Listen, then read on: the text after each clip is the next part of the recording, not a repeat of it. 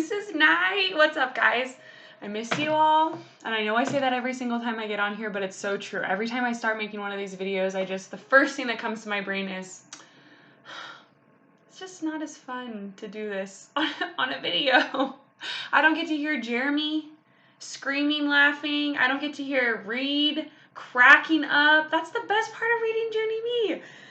So it breaks my heart a little bit every time I do this, but that's okay. I know I get to see you guys pretty soon here. I'm not even worried about it. I have a feeling, I'm praying that God is going to get us back into school very soon. And if that isn't what works, or if that's not what happens, we're gonna do something this summer. We're gonna have a big get together.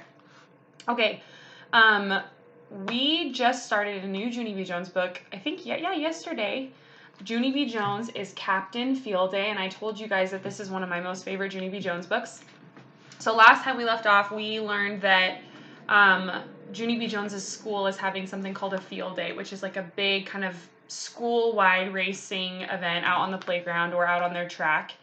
And the kindergarten classroom Junie B. Jones is in is going to race against another kindergarten class, room 8. So she's so excited. She woke up and she was running around screaming. She woke baby Ollie up and just like was so excited, couldn't even control herself. And she calls Grace and she's on the phone with Grace.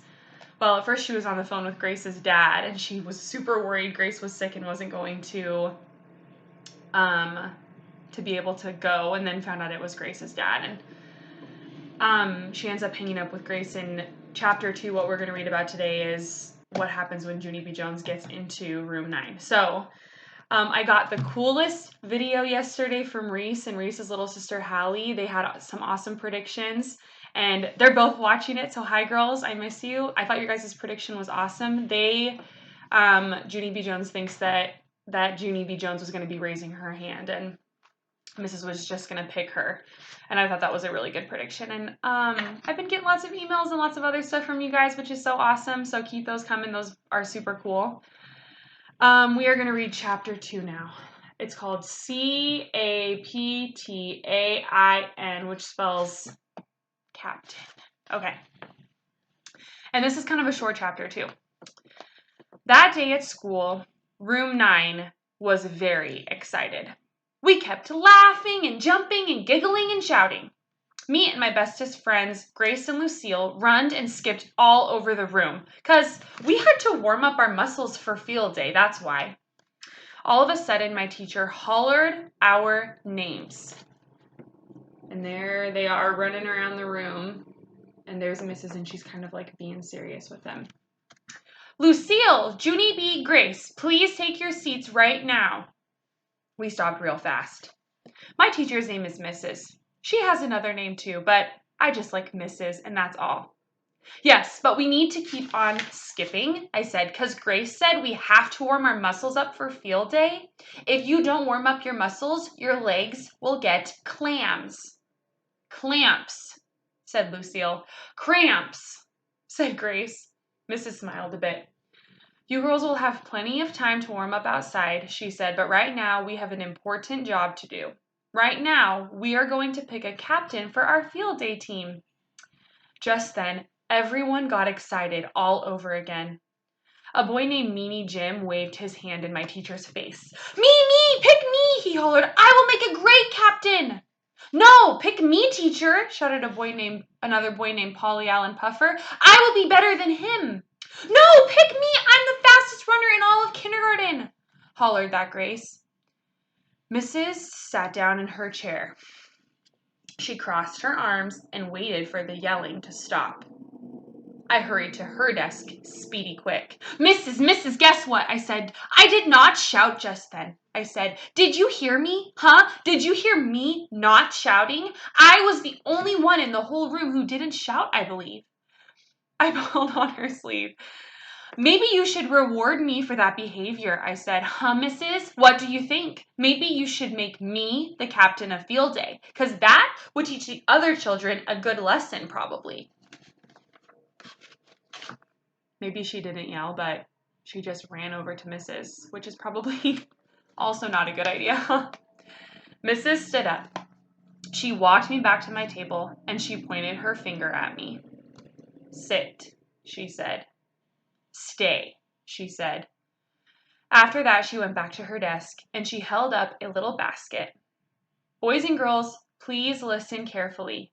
In this basket, there are 16 folded slips of paper. 15 of the papers are blank, but one of the papers has the word captain printed on it. Whoever picks that one will be the captain of our field day team. After that, Mrs. carried the basket around the room. She stopped at every table, and she let all the children pick a paper.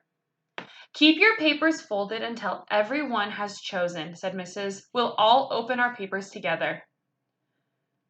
My stomach felt nervous and jumpy inside, because I didn't want anyone else to pick the captain paper, of course. When Mrs. got to my table, my heart was pumping very much. She held up the basket for me to pick. I reached in real careful. Then I digged and digged all around in there. Mrs. tapped her foot. Please, Junie B., just pick one, okay? She said. Yeah, but I don't think that my fingers have touched the right paper yet, I said. I am waiting to get the right vibes. Vibes, said Mrs. It's short for vibrations. Whatever, I said. Then I digged and digged some more. For the love of Pete, said Mrs. Just pick one.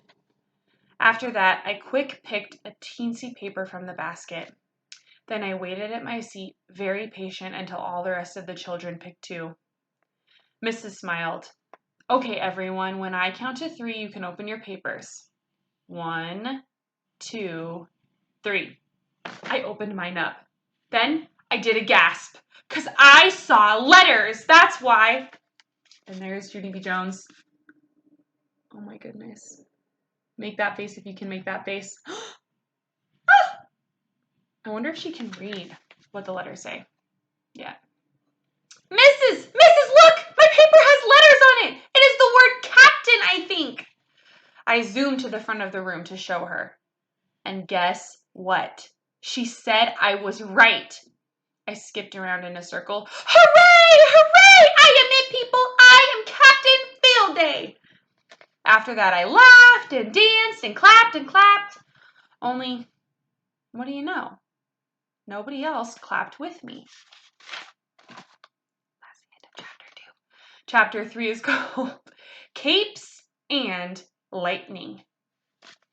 Whoa, I wonder why it's called that. I can't even believe it. I'm so excited. Junie B. Jones is a perfect captain. She's got a lot of spunk. I wonder what being the captain means. I wonder if you guys can make some predictions. What does a Captain Field Day do? What is Junie B. Jones going to do? Do you guys think she's going to be a good captain? Do you think that she's going to maybe mess something up? What is going to happen? I really do want to hear your predictions about the next chapter because I think that this is going to be a good book, and I think you guys can make some awesome predictions.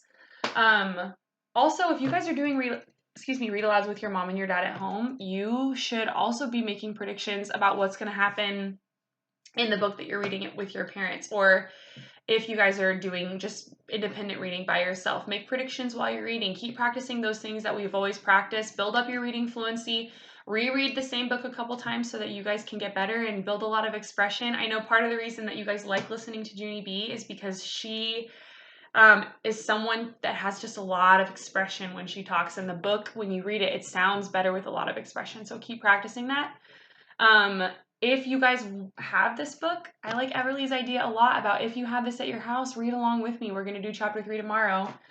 And if you guys have any other ideas for read-alouds, let me know. All right. Love you guys. Have a great Wednesday. I will see you here tomorrow.